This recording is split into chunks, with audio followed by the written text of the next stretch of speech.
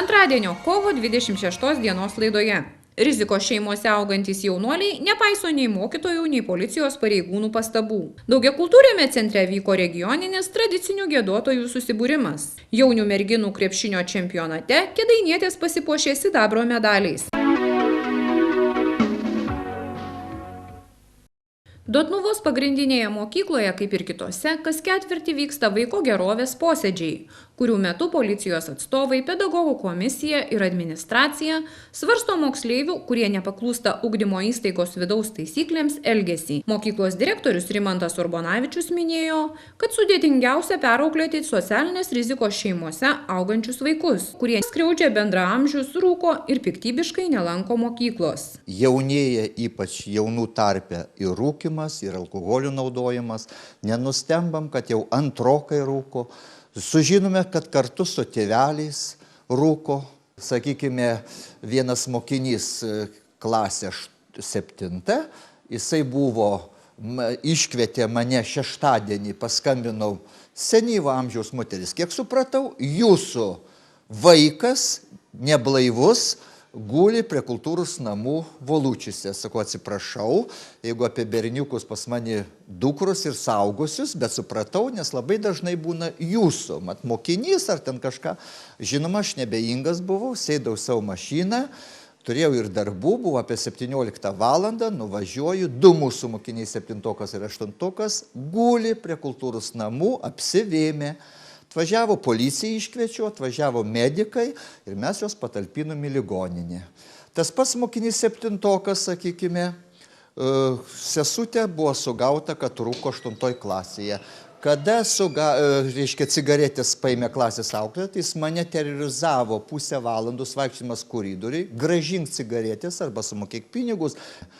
Skaudu būna, kad nesulaukiam paramos, švairių institucijų nėra tokio dar ryšio, tų įstatyminės bazės, tik tai kalbame, kad viskas yra, bet nieko nėra. Jeigu vaikas pabėga ir tėveliai mes nieko padaryti negalim, išleidžiam į mokyklą, o jeigu jisai žūtų, tada jau prasidėtų popierizmo žiūrimas, kur užprotokoluota, kas padaryta.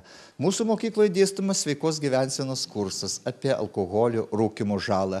Jisai išklauso, o per pertrauką arba prieš pamokas arba po pamokų jau jisai yra prisirūkęs.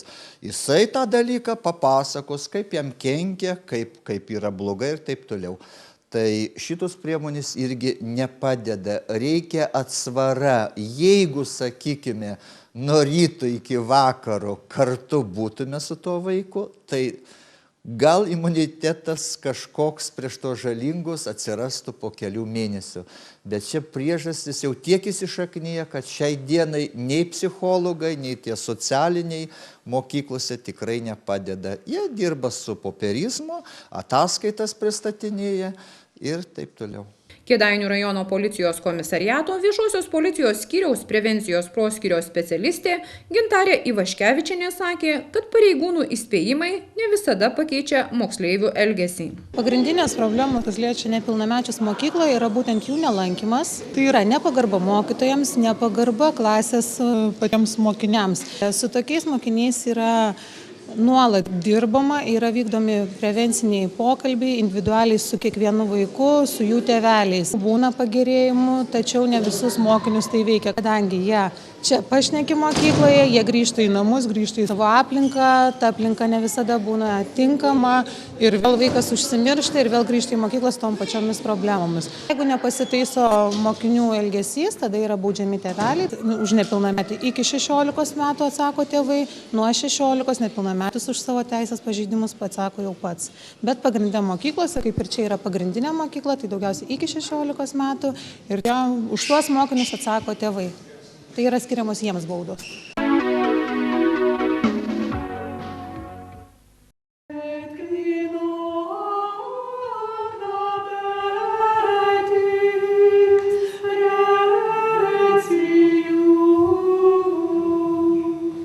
Kėdainių daugiakultūrėme centre visi norintys išgirsti senąsias apeigines giesmes galėjo užsukti pirmą kartą čia vykusi regioninį tradicinių giedotojų sambūrį, kuriame dalyvavo svečiai iš Radviliškio, Ukmergės, Raseinių, Kauno, Panevėžio ir kitų rajonų. Ir tik prieš 3 mėnesius susibūrė Kėdainių tradicinio giedojimo studijos O siela nemari nariai. Kad sambūrį surinkti, gal čia ta idėja galbūt ir naujoviška bus. Tiesiog neteko išgirsti ir neteko nukopijuoti, reikėjo sugalvoti. Kai mes Kėdainiuose susibūrėm į tradicinio giedojimo studiją O siela nemari, tai buvo abejonių iš tų žmonių, kurie tie giedoti. O ką mes čia reikalingi, o ką mes darysim, mes čia šermenis neįsim ir taip toliau, ką mes čia būsim reikalingi. Sakau, tikrai būsim reikalingi. Yra folkloro festivaliai, kur labai vertina tradicinį giedojimą, kviečia, sakau, ir skamba kankliuose, žmonės gieda, ir užsieniai pagėdauja ir taip toliau. Ir va taip, kaip sako, bediskutuojant, kilo mintis. Iš anksto tai buvom apgalvoję, kad iš kaimyninių rajonų bent po vieną kolektyvą pasikviesim į svečius, kad būtų, kaip sako, jeigu pas mus atvyks į svečius, tai ir mes kažkada tai važiuosim į svečius, bet to pasikeisim patirtim, tos pačios giesmės aplinkiniuose rajonuose, bet to turim tikslą surinkti dar kiek tai įmanoma iš tų senųjų giedotojų, giesmių tos variantus, sakykime, žodžiai yra senose kantičkose, giesmių nežinome melodijų. Tai vad, kaip sako, bendrai sujungia jėgas, tas spragas užpildysim ir galbūt tas tradicinis giedojimas dar įgaus naują prasmę, naują gyvenimą. Ir pavyzdžiui, jį pasukti tą kryptim labiau bendruomeninio giedojimo tradicijos. Jos būdavo gegužinės pamaldos, birželinės pamaldos, per advento laikotarpį kaimynai pas kaimynus rinkdavos, per gavėnios laikotarpį rinkdavos, eidavo prie kryžių giedoti ir taip toliau. Ir mes tą išbandėm Sirutiškyje. Labai noriai žmonės į gegužinės pamaldas, į birželinės ir, kaip sako, vien dėl to, kad pradėjom gražiai giedoti.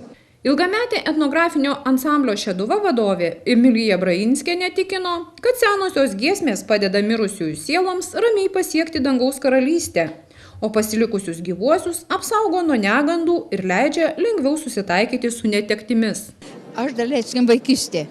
Būdavo gavėnios metas, pareini iš bažnyčios, pavalga, pabun ir tėvai susodindavo mum už stalą ir mes, kad nelabai norėdavom, bet visus giesmes išgiedodavom. Visus tos velykinės laikotarpę. Tigais aš atsimenu juos. Šeduvoj primirusią žmogus gied tik kalvarijais, Ružanč Panevėžy. O pas mum kalvarijais dėl to, kad mes priklausėm Varnių vyskupijai Šeduvoj. O aš atsimenu mūsų vestuvės, kai statėm, buvo tokia motin vien, jį užmušė mašiną, nesen moterė buvo papuolė į avariją. Giedojam, verkė. Žmonės mata, kad jin gul, mūsų artim žmogus. Anetei būdavo kaimus, kiek aš atsimenu jaunystę, kai būdavo mirė žmogus, kuntičk po pažarščiu ir ein giedoti. Pasižiūrė, kas yra jų tie zavadylas, vadinu, kur giedodavo. A daugiau visi, kaip kas galvoja, taip, bet tas giedojimas buvo nuširdis, kuntičkinis giesmės. Dabar va tos, kaip yra giesmės naujos padarytos, aš čia daleiskim, sako, aš iš karto iššokčia, ką man toks giesmės giedotų. Suprantat, jie ne meldžias, bet jie griaudin gyvuosius. O reik melstis užmirusi, kad jam dievulis parodytų kelią, kuris gali išeiti. 3 dienas Kėdainių sporto mokyklos salėje virė aistros krepšinio aikštelėje, kur vyko Manijos moksleivių krepšinio lygos jaunių merginų, gimusių 1995-96 metais antro diviziono finalo ketverto varžybos. Dėl čempionų taurės kovėsi Vilniaus, Kauno krepšinio mokyklų, Ukmergės sporto centro ir Kėdainių sporto mokyklos jaunosios krepšininkės. Trenerės Gerdos Čečkauskienės auklėtinės pirmosiose rungtynėse rezultatu 77-61 įveikė varžoves iš Ukmergės sporto centro. Dramatiškai klostėsi dvikova su Kauno krepšinio mokyklos aikštės žaidėjomis. 3 kėlinius kėdainietėms niekaip nepavyko atitrūkti nuo varžovių. Dvikovos baigtį nulėmė 4. kėlinys, kuomet mūsų krepšininkės pelnė 16 taškų, o varžovės tik 9. Tad triumfavo Kėdainių sporto mokyklos komanda, įveikusi kaunietes rezultatu 72-59. Lemiamose rungtynėse dėl čempionių titulo susitiko Vilniaus krepšinio mokyklos ir Kėdainių sporto mokyklos komandos. Audringai palaikomos, gausiai susirinkusių žiūrovų, jaunosios Kėdainių krepšininkės atkakliai kovėsi tiek gynyboje, tiek puolime. Apylygė kova vyko 3 kėlinius. Tačiau paskutinį ketvirtį traumą gavo pagrindinių smuikų grojanti Laurita Jurčiūtė. Ir po 5 kartus prasižengė Ugnė Jurčiūtė ir Kamilė Turskytė. Rungtynės baigėsi rezultatu 47-63 Vilniečių naudai. Tad Kėdainių sporto mokyklos auklėtinės jaunių merginų krepšinio čempionato 2 divizione iškovojo 2 vietą. Treniruojamės nežinau kiek ilgai, o labai ilgai, o kolektyvas yra pats šauniausias ir geriausias. Mes jau dabar gavome kelialapį eiti žaisti dėl į 1 divizioną ir kol kas stengsimės patekti į jį. Ir toliau stengsimės laimėjus prieš kitas laimėti vėl į finalo 4 patekti. O kaip šiandienos varžovės Vilnietės, būtent ko jos pasižymė? Savo ūgiu ir galima sakyti, mažesnės labai kibiai dengiasi, kartais net palaiko varžovės ir labai sunku šiaip atsidengti nuo jų, veržtis ir dar ką nors daryti. Kėdainių sporto mokyklos direktoriaus pavaduotoja Zita Peleckienė sakė, kad kovoti su vyresnėmis krepšininkėmis kėdainietėms nebuvo lengva, tačiau komanda išsikovojo teisę varžytis dėl patekimo į 8 pajėgiausių komandų divizioną. Su merginoms teko garbė, jos aišku, jos yra vertos, išsikovojo dalyvauti jaunių merginų krepšinio čempionato 2 diviziono finalinio 4 varžybose. Kėdainiečių komandos vadovė ir trenerė yra Gerda Čečkauskienė. Merginos gimusios didžioji dauguma jų yra 98 metais, turime netgi 99, pati jauniausia Brigita Turskytė ir šiandien jos kaunasi su vyresnėmis už save varžovėmis gimusiomis 95-96 metais.